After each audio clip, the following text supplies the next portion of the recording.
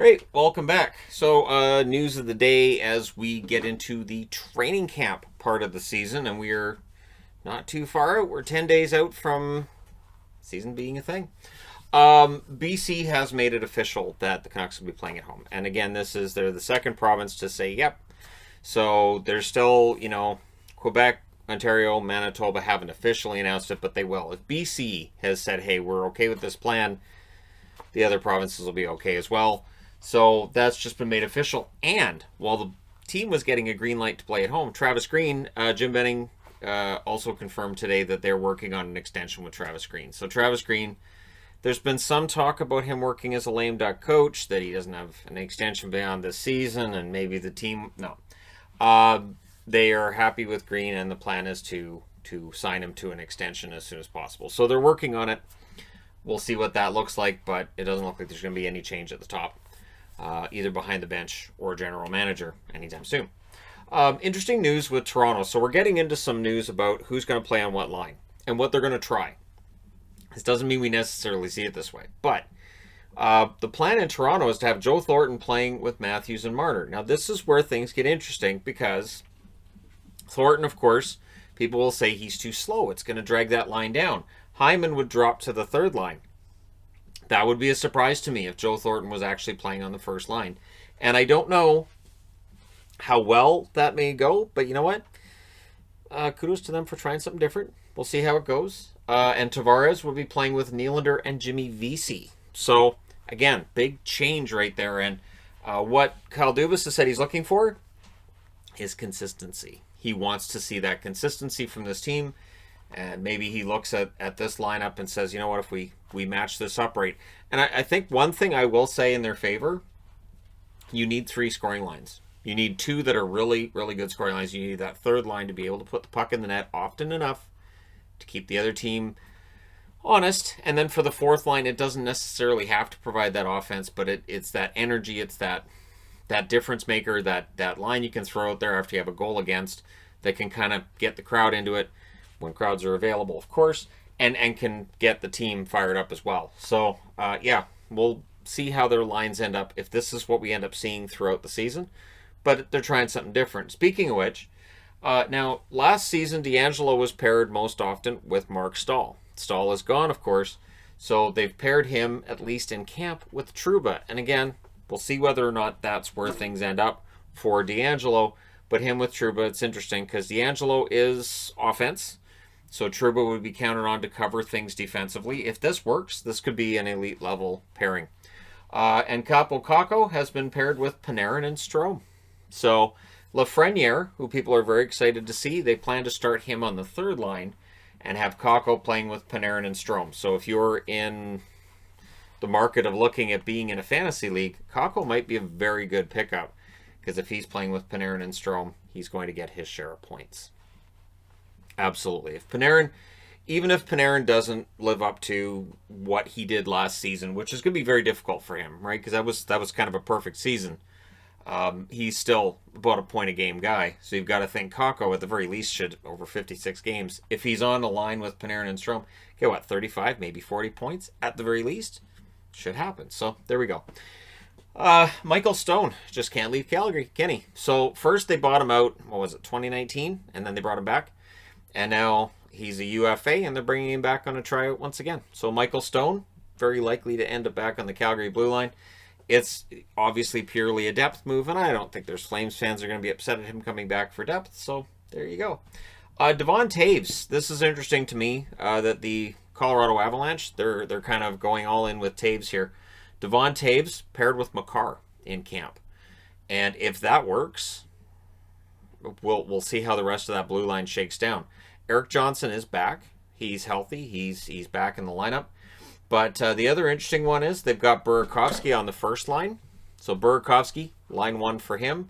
And on line 2, Landeskog. So Landeskog switched around. And again, it's finding that balance between the first and second line. And I have to say, having a second line where you have Landeskog playing along with Kadri, the probability of some pretty big hits and some pretty big plays with those two guys on the same line, if that clicks, Colorado's in pretty good shape. So if Burakovsky finds success with McKinnon and Rantanen, and then you've got Landeskog on that second line. This is about having a team that can compete for a Stanley Cup and that has that depth. Depth is that big difference between the teams that are pretty good and the teams that are legit contenders. Dylan Strome, so I talked about him already in a video today. Well, he has signed a 2-year extension with Chicago at $3 million per season. So, Strome, the floor is now yours. Taves is out. Doc is out. So, for Strome, all the ice time, special teams, anything he wants right now, it's his if he wants to grab it. So, with Chicago going into what we may call a retool, we may at some point call a rebuild, whatever we want to call it, there's not huge expectations with Chicago this year. And so Strome gets to kind of go out and do his thing. I don't think there's going to be a lot of pressure on Chicago at all. So, all the best to Strome. Pierre-Luc Dubois. So, I understand that Columbus fans are tired of hearing about Dubois. I find it entertaining just because, hey, they're not talking about Brock Besser right now. So, because it's very similar. Although it seems to be the other way that maybe the Canucks are looking to move Besser and Besser would like to stay in Vancouver. In this case, it sounds like Columbus would like to hold on to Dubois. And Dubois, he's not denying that he wants out. So in an interview, he's not saying, I would like to stay in Columbus. He's just saying, yeah, I don't want to be a distraction. I just want to go out there and play to the best of my ability. That's not a denial.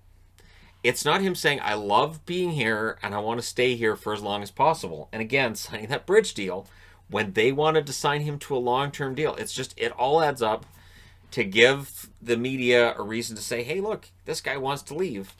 And it's going to drive fans completely and totally mentally bonkers. I get it. But Dubois' name is going to be in trade rumors for a while. And so that's where we're at.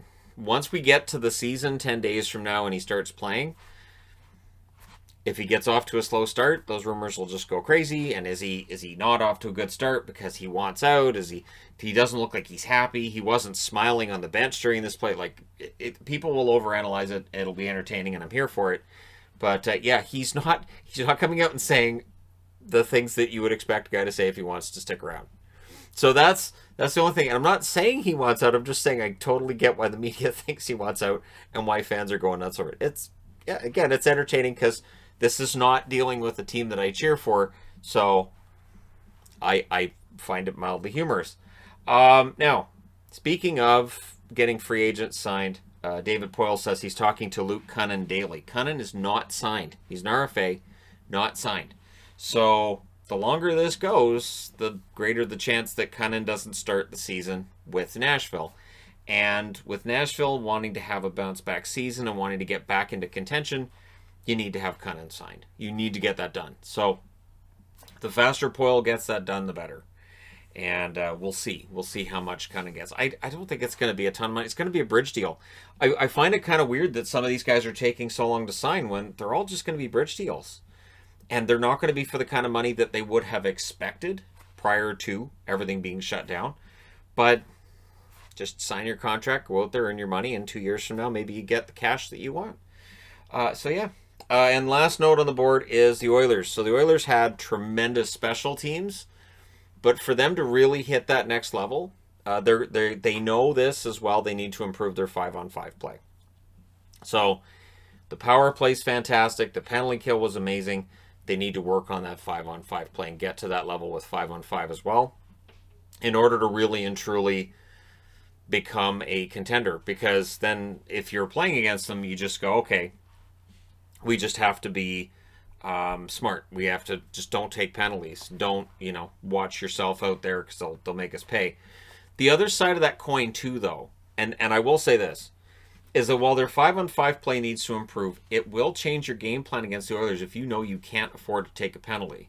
So maybe the guy playing against you defensively that would like to hook, maybe hold, maybe slash on, say, a McDavid or a Yamamoto or somebody else, they may think twice about it where they may not against a team that struggles on the power play because of said power play. Where it's okay, I would slash him here, but maybe I'll let him take the shot rather than risk a penalty, which I know will probably end up in a goal against us. So if they get that 5-on-5 play up, they become that much more lethal. I do think the Oilers are going to surprise people this year, but the Oilers this season could very well be like the Oilers of the 80s, we may see scores of 8-5 and that kind of thing. I know when I did up my goal board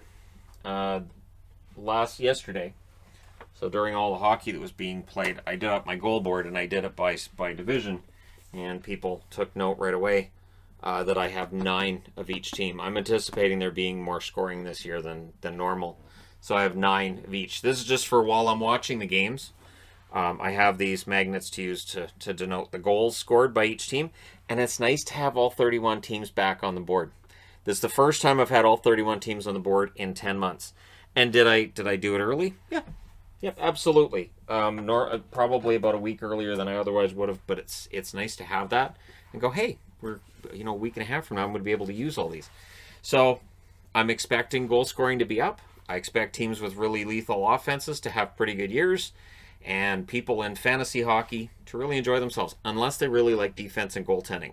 But we'll see. The interesting thing is, of course, when we came back in the return, we had expected power plays to be really good and penalty kills to struggle because they hadn't really had a chance to practice, and the opposite was true. Penalty kill numbers were really good, power plays were down, and scoring wasn't necessarily as high as we'd expected. So the question I have for people watching this is, with all these divisional matchups, with this 56-game sprint schedule over 116 days, with how intense all these games are going to be, do you expect more goals or fewer goals to be scored this year? Let me know your thoughts in the comment section below. As always, it is great to finally have a news board where there's this many logos, and know that tomorrow I'll be able to probably have one with just as many again.